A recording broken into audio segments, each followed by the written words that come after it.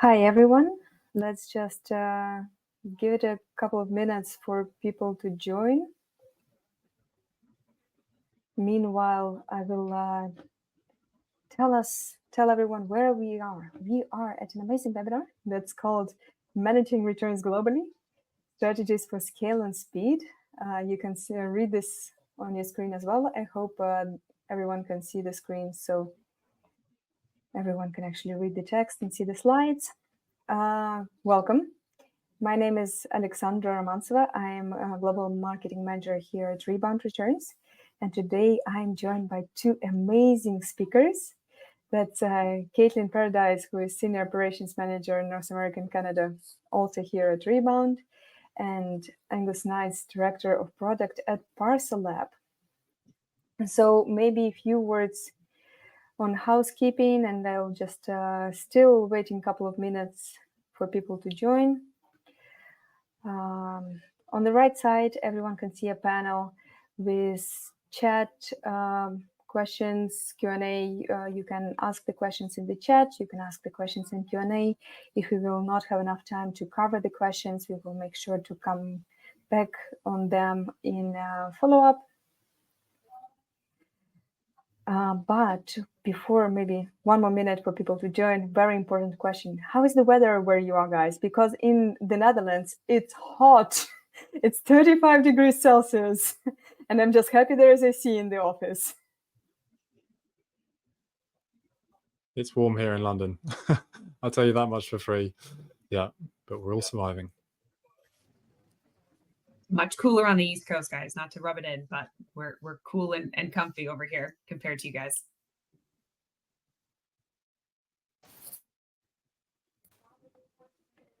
Almost jealous. All right.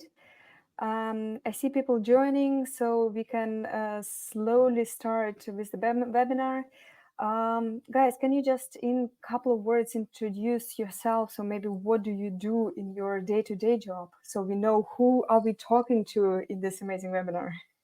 Sure. So Caitlin Paradise. Maybe Angus or Caitlin. Sorry, I jumped the gun there. Yeah. So Caitlin Paradise here. I manage supply chain for ReBound in North America, and basically that's all aspects of our parcel movements as they traverse the countries here.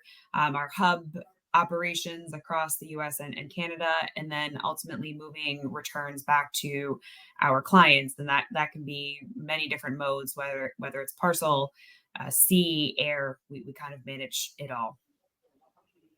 Angus, Awesome. I'll kick it over to you. Thank you. Yes, my name's Angus Knights. I'm Director of Product at ParcelLab.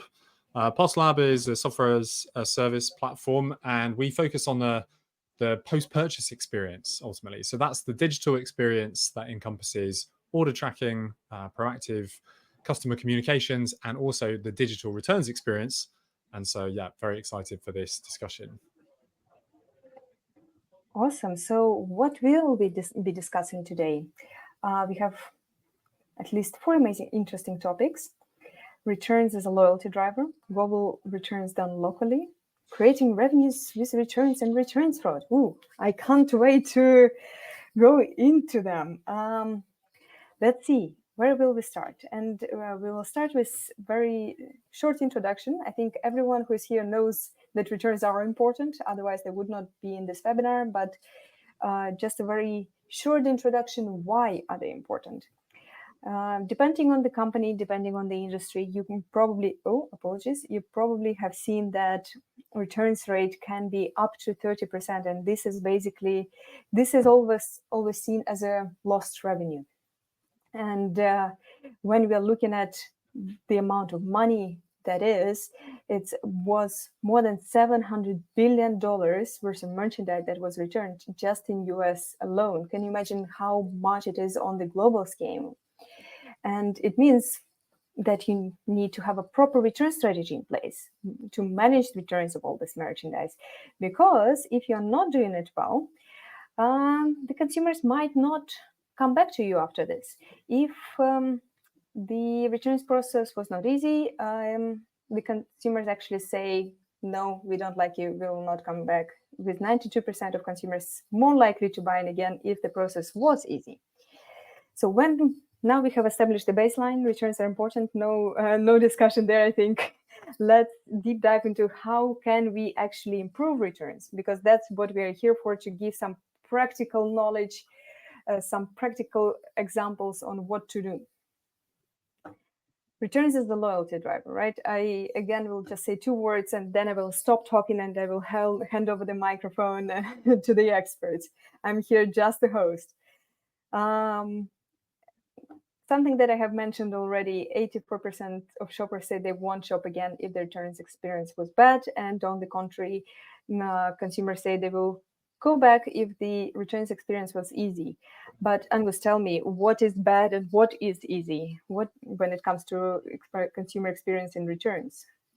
Yeah, well, that's not always the easiest question to answer. And I think one of the kind of almost looking, if you take a step back and think about like what's the big problem that retailers are kind of like looking to solve for here, when you think about, you know, the bad and the easy. And I think one of the aspects that's particularly current today is, how do you make returns a more profitable experience? And I think there's like elements within that relate to, you know, creating a really positive journey and driving loyalty for the customer. But then there's also elements in that relate to cost. You know, how do you prevent this kind of traditional perception that returns is just going to be lost for the business? And I think like the sort of traditional view from a lot of retailers is that you have to choose what you're going to optimize for, and that can either be, you know, commercial growth, where you're kind of positioning returns as this part of your sales proposition. Ultimately, you're saying easy returns, you know, return as much as you want, come shop with us because we have this you know, frictionless returns process. But obviously that's very costly.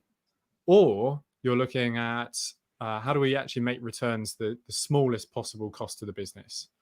So that might mean charging for returns. It might mean very kind of stringent restriction on article eligibility, like when can a customer actually return an item, and ultimately taking like a very low appetite for risk to try and reduce the cost of returns. And I think like now in 2025, this doesn't need to be an either or. And I think there's a much more nuanced kind of approach of how you can get the best of both worlds with a more dynamic experience. And then I think that's kind of like a bit the gateway into what makes a good experience and what makes a bad experience. It kind of depends a bit on who you are. It depends on the brand. It depends on what the brand's trying to achieve. So I think from certainly from my perspective and from kind of like a ParcelLab point of view, it's like trying to unlock a bit more nuance within that experience and understand, you know, how that can look. But I know that there are also other challenges that maybe probably a bit more around actually the physical movement of goods as well, and things that we're also trying to optimize for. And Caitlin, I don't know if you want to kind of frame a little bit on your side, you know, what you see is kind of the biggest challenge that retailers face when it comes to returns, also from kind of a rebound perspective. Yeah, sure, Angus. So I think, you know, like you highlighted, there are challenges on that front end piece, but then certainly the logistics of physically moving these goods across, you know, countries and then across borders definitely presents challenges. And we often see that global retailers struggle when they look at managing returns across multiple markets. You know, I think retailers tend to have a good grasp on perhaps the country in which is home to them, where they're located. But when the businesses extend across different countries and different geographies, that's where we see companies have more of a I guess narrow view of their returns process, instead of looking at the entire returns experience globally. They tend to look at it at per country, and that's where we can come in and help companies look at the returns holistically to see how we can help move those goods across borders and effectively within countries as well. It's definitely not a one size fits all solution when it comes to returns logistics, and I think you need to one, look at it holistically, but also, you know, modularly as well within certain countries. So, you know, that's where we can help support.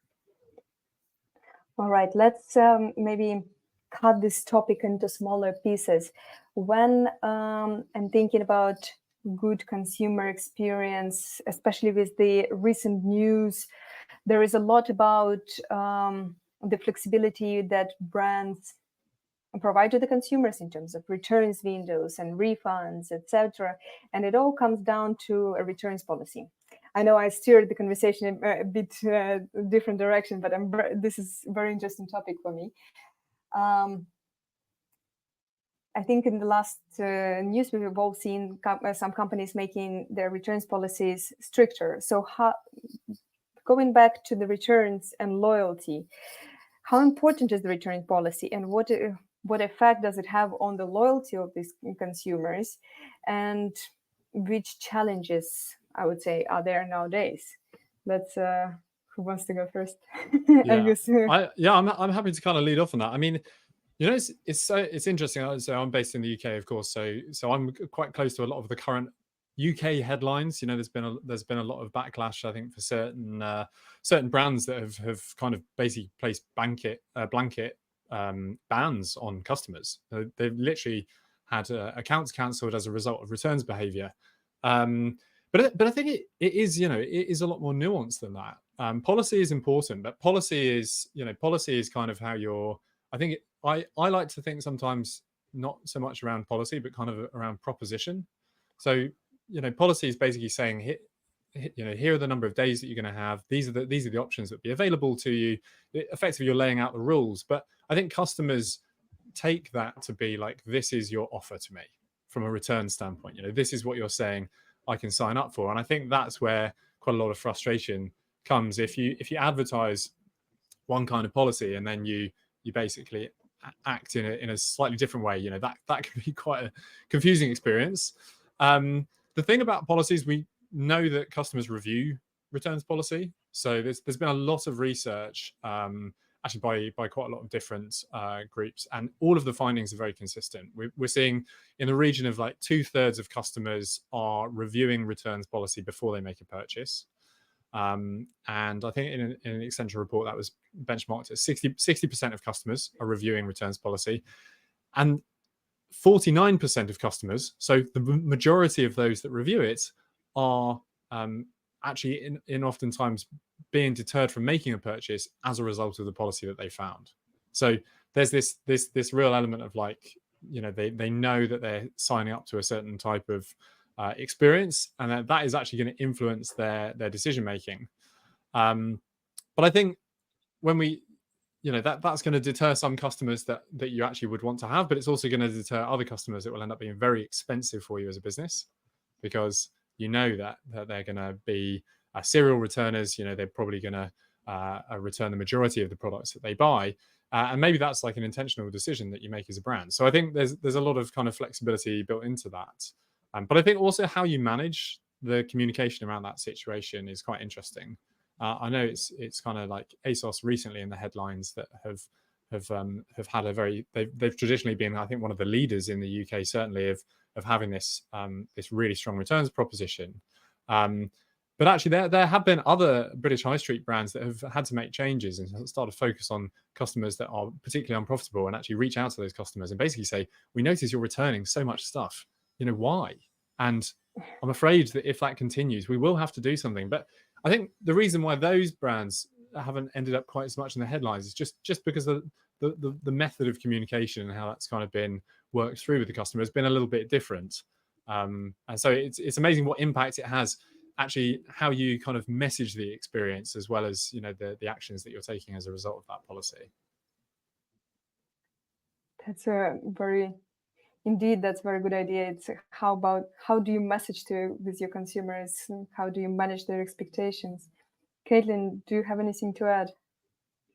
Sure. So I think, you know, it's very much of a push and pull, like you mentioned, Angus. You know, if I'm going to answer this question from a consumer perspective, you do want that flexible return policy. Like I'll admit, I'm part of that 49% that has looked at a return policy and said, oh yeah, no, not going to make this purchase because of, you know, what I may need to go through to get a return completed.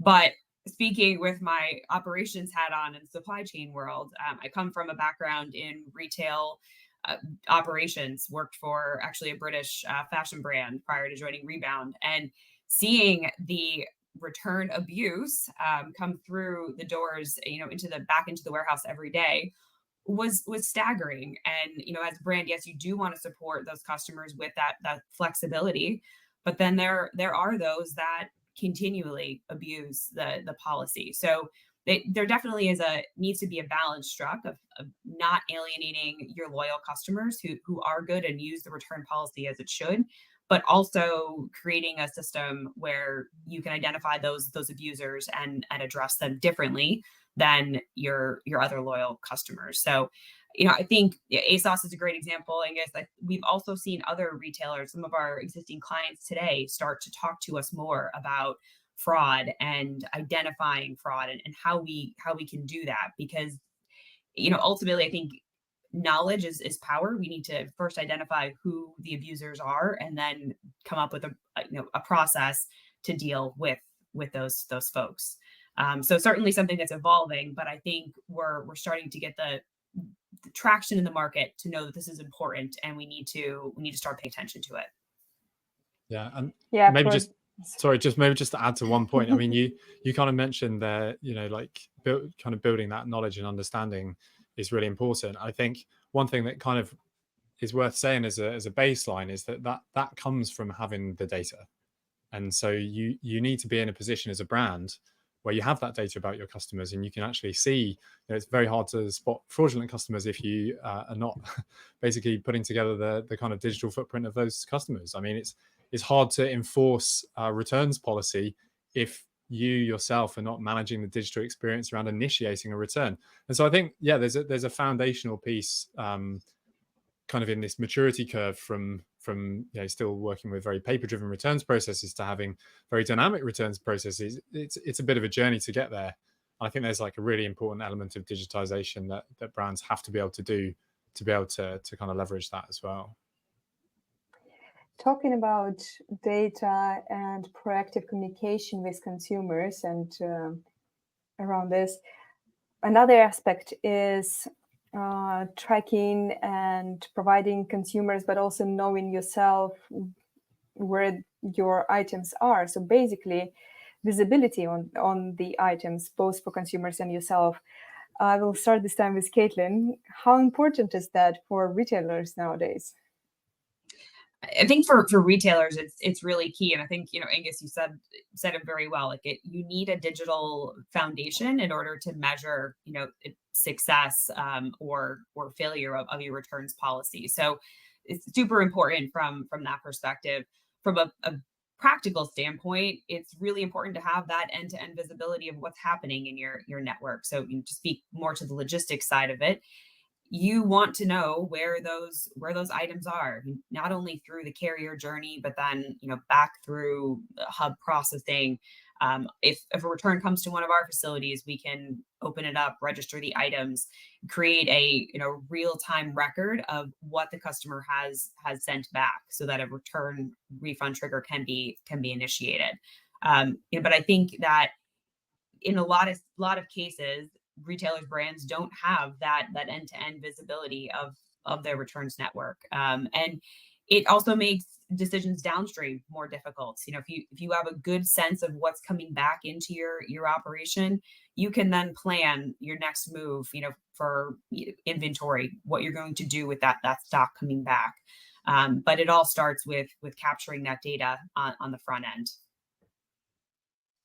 And Angus, can you tell me, why is this data important for the beginning of the returns journey for consumers, for instance? Yeah, absolutely. I mean, so many of those things you touched on there, Caitlin. I mean, they're just deal breakers for retailers, right? If they have no visibility, then the whole operations kind of grind to a halt. But yeah, I think probably our angle is that there's that then consumer-facing aspect, and so so many of our kind of experience-focused returns projects, they come about because brands want to reduce a cost, and oftentimes one of those big cost levers is the known as WISMIR, or where is my return contact. And to be honest, there's two buckets of at a very high level, there's two buckets of WISMIR, which is how do I return something, and then where is my refund. And the how do I return thing is sort of, I think, the thing people instantly jump to when they think digital returns. It's it's a portal, it's an ability to get a label, maybe a QR code digitally. But actually, it's critical, but it's a very short part of the journey. And then you have until your item has been inspected and your refund has been released. That can span many days. And I think probably in the rebound world, this, probably much better than I do. But so there's that element of like, during the onward kind of journey of a product after a customer actually ships it off as a return, how do you communicate with customers about what's happening? And I think there's an element here where if you can communicate proactively, you can actually buy yourself sometimes even a little bit of grace period, even if operationally you're not getting that product back to the warehouse as quickly as you would like.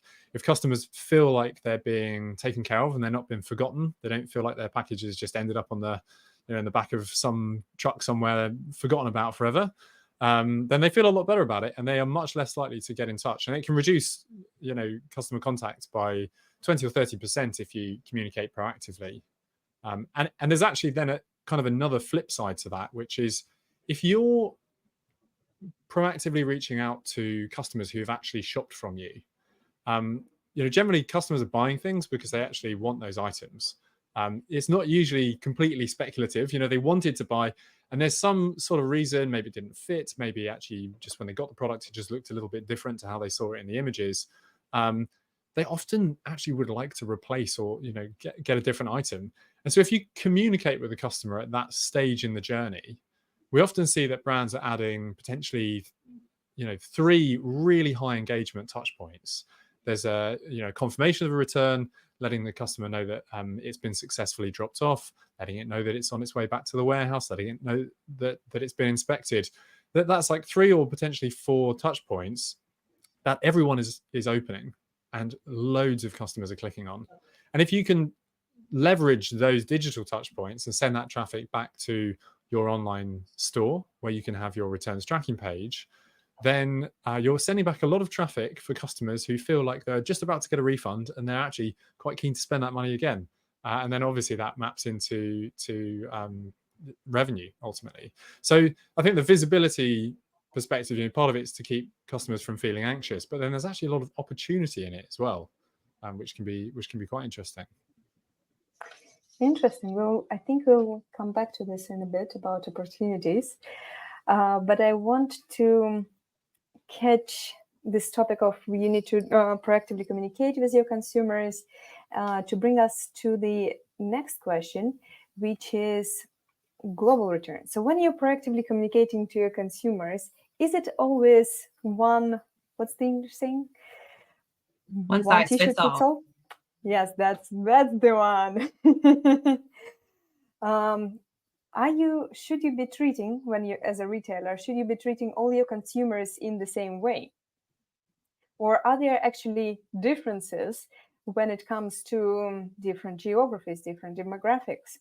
And I think this question is very much leading because I already put 3 very funny pictures of same guy in different location. Let's start with Caitlin now. What do you say here?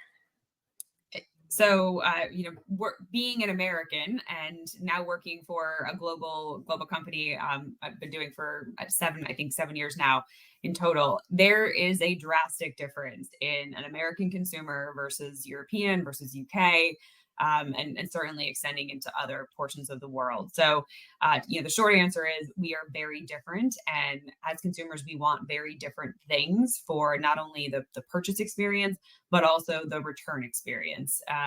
I've learned since I'm joining ReBound that if you're Dutch, you prefer a drop off for your return. Italians love pickup. The US, anything goes depending on where you live.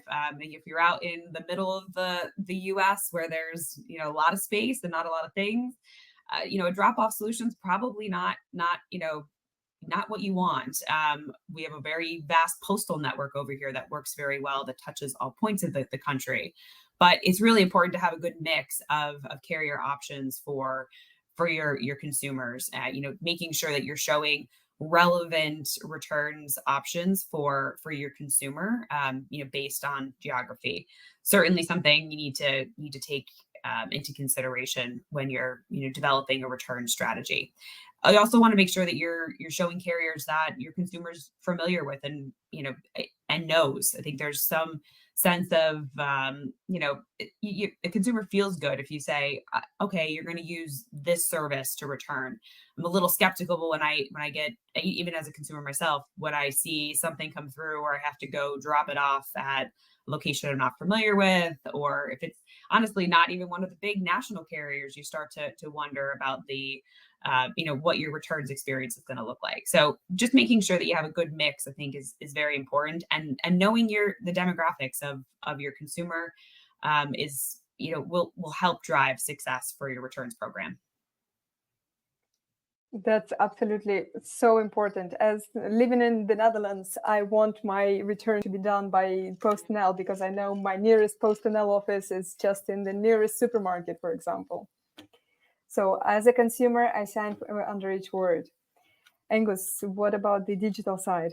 Yeah, for sure. I mean, first of all, I completely agree with everything you're showing there, Caitlin. It's so funny when you get suspicious, when you receive a package and it comes with a carrier that you never normally get packages with, and you think, yeah, this is going to be really tough if I want to send this back. You can already sort of feel it. And it's that element of, what you're familiar with and what you know.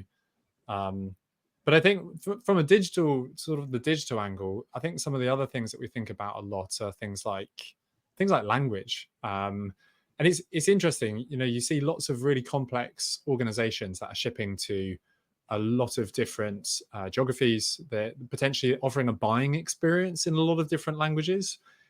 It's really important that your returns experience is a cohesive part of that buying experience. So you don't want to offer a buying experience in 20 languages and then returns only in English, because then you just got this horrible break in the experience. It becomes very confusing for the consumer. It doesn't really make any sense for them at all.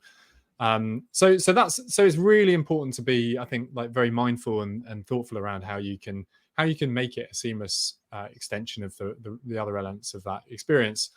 So that if you are buying in Canadian French, then your returns experience is in Canadian French, and that's like kind of a nuance. That's not even French. That's a particular kind of dialect, effectively. So you want to really be really have the tooling to make sure that you can support that.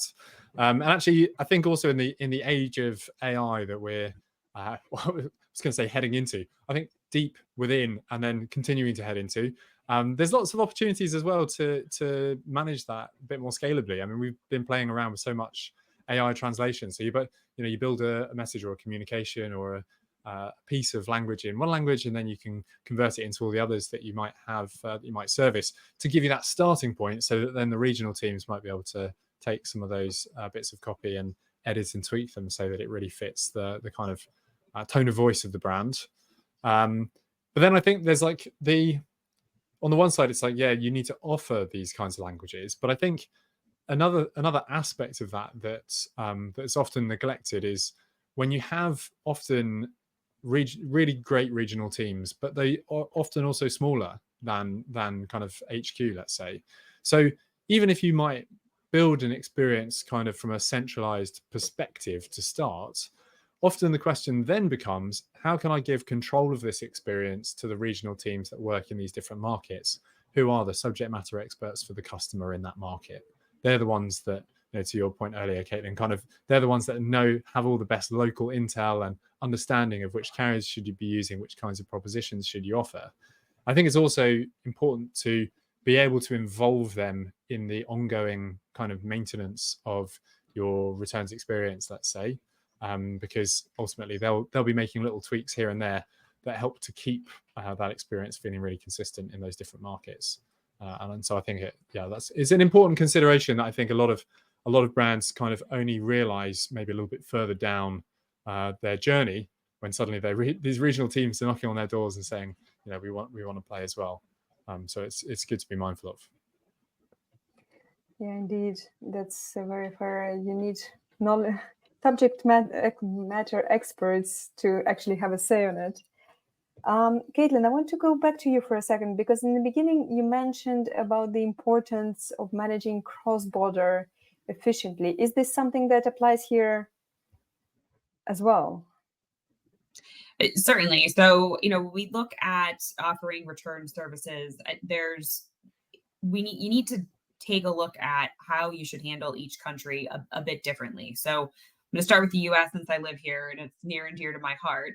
But a single return site in the US, for the vast territory that it covers, is not always the best solution. So we definitely suggest looking at a more of a regional returns approach, so that your return, I'm located in Pennsylvania, doesn't need to travel from Pennsylvania to California per se, which is a long journey for a parcel in a cheap postal network. Situating regional facilities across the country shortens that transit time from the consumer dropping it off into the network and it arriving into the hub, which, to go back to what you said, Angus, like that consumer feels a lot better about a 2 or 3 day transit time to get that return back into a facility and see that tracking event to say it's arrived in a hub. Once it's in that hub, then we can quickly action it. So we can look to register the parcel and also register the items contained in that parcel, which will trigger that refund. So that's a little bit about US. Same kind of thing goes for Europe. Speaking to the Netherlands, you don't want your parcel that's returned in the Netherlands to have to cross multiple borders before it reaches the facility where you will receive your credit. So there's a lot of value in using an in-country facility in Europe to do that parcel registration and item registration, so that the consumer has a good experience with that first part of the returns journey. That makes complete sense. When you mentioned that it doesn't make sense to travel from one side to another in US, I immediately thought, yes, but then also if I'm returning something from the Netherlands, it should not go back all the way to UK just for me to receive my refund, right? Exactly. And a lot of what we do at ReBound is also the cross oceans, not only across just country lines. We're talking about having to ship goods back from the US back into mainland Europe or the UK. And that is an extensive journey for a parcel or a person if you've been on one of those flights. And you simply don't want your consumer to wait that long. So there's a lot to be said about providing returns consolidation within the geography where the consumer is located, and initiating the refund trigger from that point, and then worrying about how do we get this item either back to the client, or figuring out another path for that item to take that also can unlock value for the brand or retailer. Definitely. So I hear there is actually a lot of ways to make the returns solution, the returns network, more efficient and save costs. And with that, I want to move to our next topic, which is actually creating revenue with the returns. Angus, you already hinted in the beginning that there are ways to actually create revenue with the returns. Can you tell us more about this? Yeah, absolutely. There's create revenue, retain revenue. Sometimes it's a blurred line, but ultimately, I think the fact is, not everything has to just be the cost that it is today. So I think that there are lots of ways of creating different nuanced experiences that can start to actually transform into sort of revenue generating actions that might take place within that journey. So yeah, just kind of like throwing a few thoughts and ideas out. I mean, before I was speaking a bit about the communications opportunity and how customers are very engaged, but kind of almost going further back than that to the point of initiation, you've got a lot of things that you can do when a customer is trying to register their return. So I mentioned before, often when customers are returning, they're not saying that they want to just back out completely of the engagement with you as a brand and they don't want to buy anything. They're just saying the thing that I bought that I have received is not the thing that I need. And sometimes they want a refund, but sometimes they want to shop again. And so one of the things that a lot of our customers have been experimenting with is around kind of gift cards and store credits. So rather than just getting a cash refund, or effectively a refund to your original payment method, how about keeping that money within the business, within the retailer? And where we start to see this getting a lot more engagement from customers is when you provide a little bit of an uplift on the store credit that you give to that customer. So it's not an enormous uplift, but we see often like a 5 or 10% kicker based on an original purchase. Or sometimes we see that store credit being given just much faster. So maybe when a package hits the carrier network. But the thing that's so fascinating about the store credit and kind of gift card refunds, I initially thought, okay, yeah, great. You can keep the money in the business. I can see why you would want to do that as a brand. That's really positive. But the crazy bit is when customers come back to spend that gift card, they spend an extra 50% on average. So if you Really? Wow. yeah, it's this. I don't even quite know how to explain it. It's it's a bit of a phenomenon. But if you are getting making $100 purchase, you then return that purchase. Maybe you get $105 or $110. The likelihood is when you next come back to buy, you're going to be spending like $155. Because no one wants to have money left on their gift card. So you pick an item that's just slightly above, and then you go for it. And so that is honestly, it can be worth millions of pounds, dollars, euros, to a business just to transition a few customers from original payment method into gift cards. So that's certainly an interesting one. And then another that's kind of up and coming, I think, is kind of the shop again, or the uneven exchange flow. So obviously, an exchange where you might change a color or a size of an item is pretty standard proposition. But often, if you try a product, you might just think, actually, you know what, the style of this thing is just not good for me. So I'm gonna pick a different thing, a completely different thing, because to be honest, I still love this brand, so I want to get something. And what we find is when you make uneven exchanges available, the uptake is often in the region of about kind of like 8 to about 33% of customers. So obviously that's quite a wide range, but you're basically saying, between like a tenth and a third of all customers will choose an uneven exchange. But of the ones that choose an uneven exchange, 2/3 of customers are upselling themselves. So they're exchanging for an item that was actually more expensive than the original item. So you might buy a $50 t-shirt and then exchange it for $80 jeans, for instance, which from a retailer perspective, we're starting to get closer to actually generating real revenue there. So I think again, that's like a really interesting kind of untapped channel.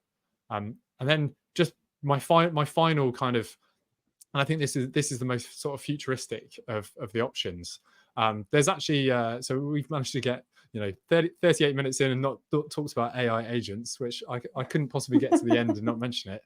And some of the things that we've been experimenting with here are quite interesting. So there's an agentic flow. And I was skeptical as well before, but there's an agentic flow we're using, which is basically looking at all the information that you have about a customer, the products they ordered, where they are in their kind of life cycle. So are they a first-time buyer? Are they a serial customer? Are they a serial returner as well? Takes that into account. And when customers try to return an item based on a certain set of criteria, so let's think it's a high-value, heavy item that would be expensive to receive back for a customer who is high trust, or potentially a customer that maybe just has no negativity around them, so no previous returns and things like that. They're actually being offered to keep that item for a slight like partial refund. So you're basically saying, you're trying to return this $500 thing. Would you keep it if we gave you back $50? And at that stage, quite a lot of customers say, yeah, okay, yeah, I would do that. And then they basically go on to become, very happy customers, because often if you're buying a $500 item, the brand has a lot of confidence that if you use the item, you'll enjoy it. But if you're trying to return it because you feel a bit guilty for having splashed out, then it's, the question is like, psychologically, what can you do to tip the balance? It's almost like providing your discount at the end of the journey. And there's one brand in particular where we rolled this out. They said over a period of months, they saved quite literally $100,000 in otherwise refunded products, and obviously then they don't have to ship those items back, so they save the cost. So yeah, I think there's a lot of revenue opportunity in the returns journey. You just have to experiment and try different things. Okay, I have 2 comments on this. First of all, now I want a separate webinar on the AI agents, because this topic is a gold mine. And second, on the vouchers, I think it's just girl math. I I have this voucher, so it's free money in essence, and I'm only spending $50 extra. Yeah, I'm the 100%. worst at that. So we now discussed the beginning of the journey. What about after the items are actually returned? Can you still generate some revenue from this already returned items, Caitlin?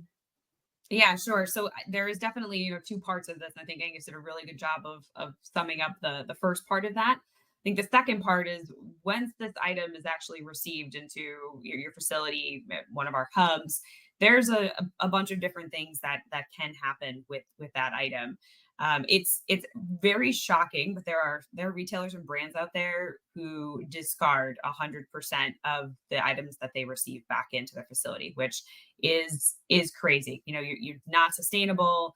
You're literally throwing money away when you take that approach. Is it the easy thing to do? Of course, because you don't have to touch these items.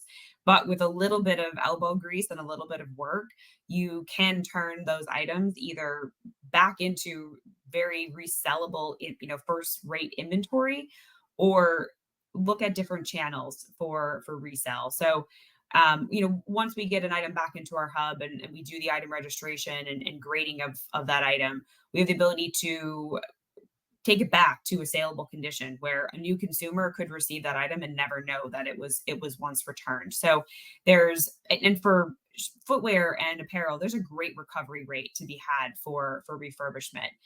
In my previous life, we ran at about a 95% refurbishment rate for apparel, which is super high. So you want to get those goods back into that resaleable state and get them back on the shelf, so it's not lost revenue. There's other paths you can take. So if an item comes back and it's end of season, you may not want to rework it and put it back on the shelf, but there are liquidation channels, there's secondary markets, all of which still can unlock some value for those items, and also not send them to landfill. That's what we want to prevent. I think everybody's in the business of not wanting to send items to landfill. So there are also other donation channels out there and recycling, lots of good recycling partners, especially in the textile and footwear space, that can prevent those items from going into landfill. So while not, maybe those aren't a revenue generator, they're certainly helping, promote sustainability and ultimately doing the right thing by Mother Earth here, and putting those items in the best path. So lots of different things that can happen. Again, I go back to our comments earlier on data. You need to have data for these returns in order to make these smart decisions, and be able to choose a smart channel for your product. So it's only after you harness the data that we can really then start diving in to see what we can do with your goods to retain as much value as we can. Absolutely. I so agree with you. As a consumer, I don't want the t-shirt that I just tried once at home and that was too big for me to go to a landfill. It should find a new owner. So I hope that more and more brands will take the more sustainable and more revenue-driven practices. All right. I think we advertised this webinar for 45 minutes, but I also hope that everyone who is listening, watching this webinar will forgive us for running a bit out of time, because this conversation is too good to stop now, especially when we come to such a fun topic as returns fraud. I even added here some screenshots I saw in the news recently about returns fraud. It is a big topic nowadays, right? It's a big problem. We are talking about fraudulent returns when people put a brick of stone instead of a pair of shoes, but also we are talking about returns policy abuse, right? So there are different shades of return fraud. By the way, there is this image here is not for nothing. The spider crawling out of the box. No joke. Once it was a case that a return arrived to one of our facilities. It was opened by an operator and a huge spider crawled out of it. I'm really sad for the owner who probably lost his pet, but it's one of these crazy what is in the return box kind of stories. We could host a total webinar on that. I think of the odd things that have been returned to facilities for sure. Absolutely. Actually, good idea. We should host a webinar on returns fraud. Absolutely. I'll make a note on that. But to start a conversation on this, Angus, what about ParcelLab? Do you see returns fraud happening? Yeah, absolutely. I mean, returns fraud is it's actually fascinating. The more you dive into it, you realize it's a very like socially engineered construct. I mean, some of the kind of the Telegram groups borderline have newsletters advertising brands and how to exploit their policies and how to do those kinds of things. So it's clearly a problem. And we see also quite a varied mix and understanding among brands of just how big that problem is. I think a lot of brands traditionally focus on credit card fraud. But with tighter credit card regulation, we then start to see more of that fraudulent activity move down the funnel into delivering into returns as well. So yeah, our kind of rough estimation is that in the region of 2% of GMV in a lot of scenarios can actually be lost to returns fraud and abuse. And I think there's a subtle distinction there as well. You have kind of returns abuse, which is basically just patterns of return behavior that are abusing a policy. So they're technically maybe not wrong, but they start to become very damaging to that brand. And I think that's a little bit where we've seen so much in the headlines in the UK recently. Do you mean when a girl buys a dress, wears it for the party and sends back with all the stains and the sweat marks? Yeah, so sending back products you've worn is definitely on the bad list. But I've seen examples of customers who've bought 34 items and returned 32 of them. And I mean, at that stage, and over a period of months, like 3-4 months, at that stage, it's quite an unhealthy returns behavior. And so I think, yeah, when you start to think about how do you tackle that, we've been investing a lot of energy into firstly the detection angle. I mean, there's a lot of data available, trying to understand how do we use all of that data around the customer, around the order, around their past behavior, potentially even around elements of like the devices they're using and how they're browsing. But basically being able to like work out how to introduce friction to experiences, but do it kind of dynamically. So you really want to find your bad actors and increase the friction that they have in their experience.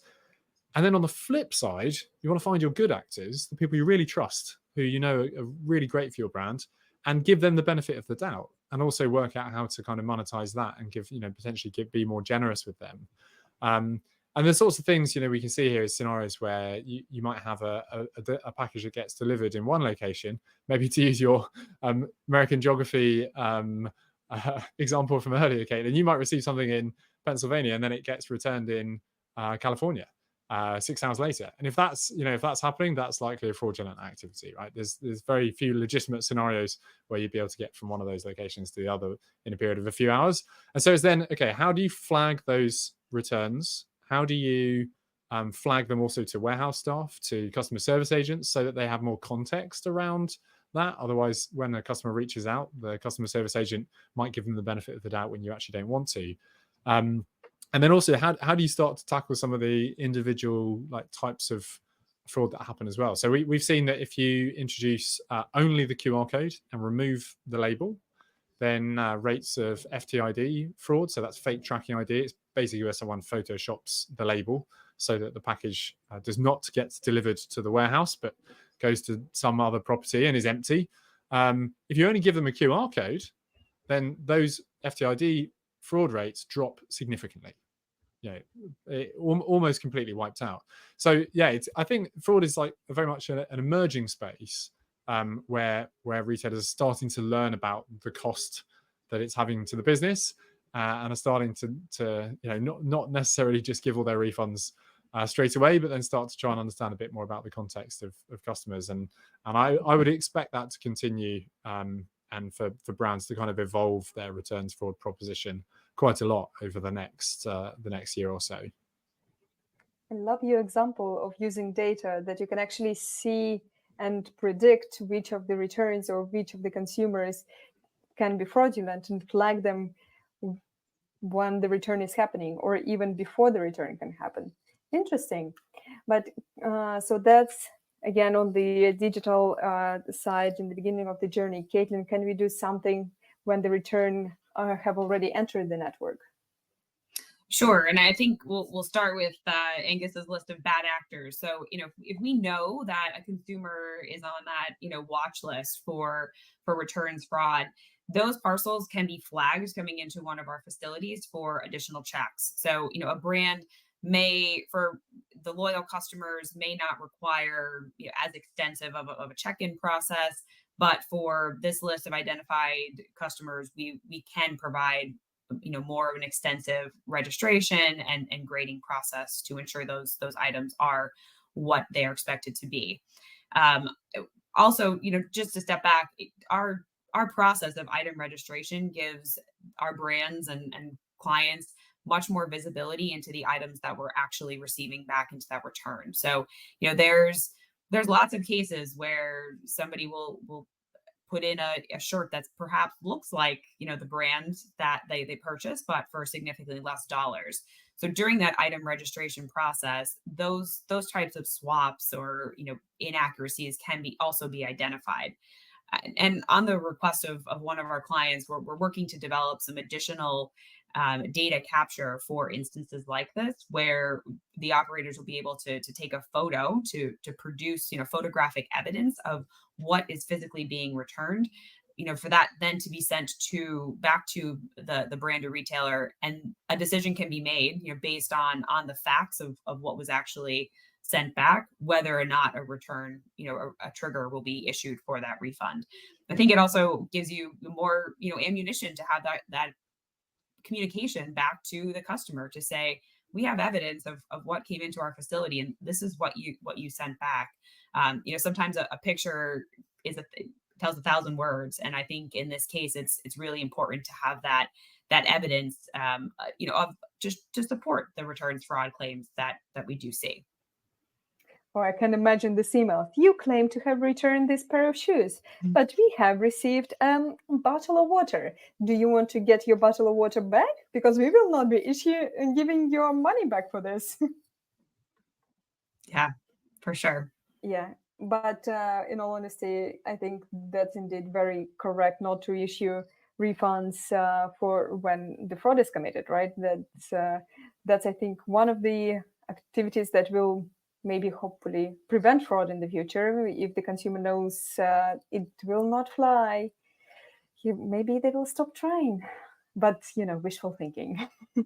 Because Telegram groups, this is new to me and I'm terrified now. I hope people are not as bad as this. Yeah, it's a real thing. It's quite shocking when you see it, but and you also know that there's a level of innovation that goes on behind it, right? It's quite a sophisticated kind of social engineering thing. But at the same time, there's a lot that brands can do to stay ahead of the curve and to lower their risk ultimately. Awesome. We discussed 4 super important topics. We are at the end of the webinar. Maybe just to summarize or give a very final few words, what would you advise to the brands and retailers out there? Just in very short sentences. Angus. Yeah, I can go first. I mean, I think probably the starting point is understand where you are in your journey as a brand. I think you got to start with digitization. Then you have the option to kind of optimize a lot of that experience and get all of your basics kind of sorted. And then once you have the basics sorted, I think don't stop there and realize that there's a lot more that you can be doing to segment your customers, to give personalized experiences, to provide dynamic options. And I think so it starts with just understanding where you are in your journey and then taking the small concrete actions based on where that is, I think. And we just gave so many good advice so they know where they should be aiming for. Caitlin, anything to Angus add? definitely stole my thunder. I think, establishing that baseline is certainly important, and just understanding where you are.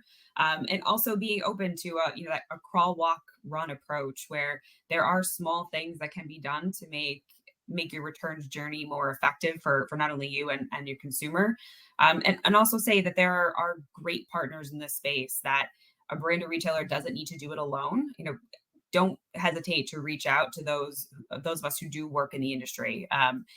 Reverse logistics is unique, and I think those of us who have a bit more experience can offer perspective that can help shape what that returns journey needs to look like, or can look like with with a little bit of work.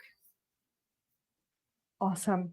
Again, thank you both so much. I really enjoyed our conversation today. I hope everyone who was following us today also enjoyed. I saw lots of emojis down there, lots of claps and lots of hearts. Thank you, everyone. And that's it for today.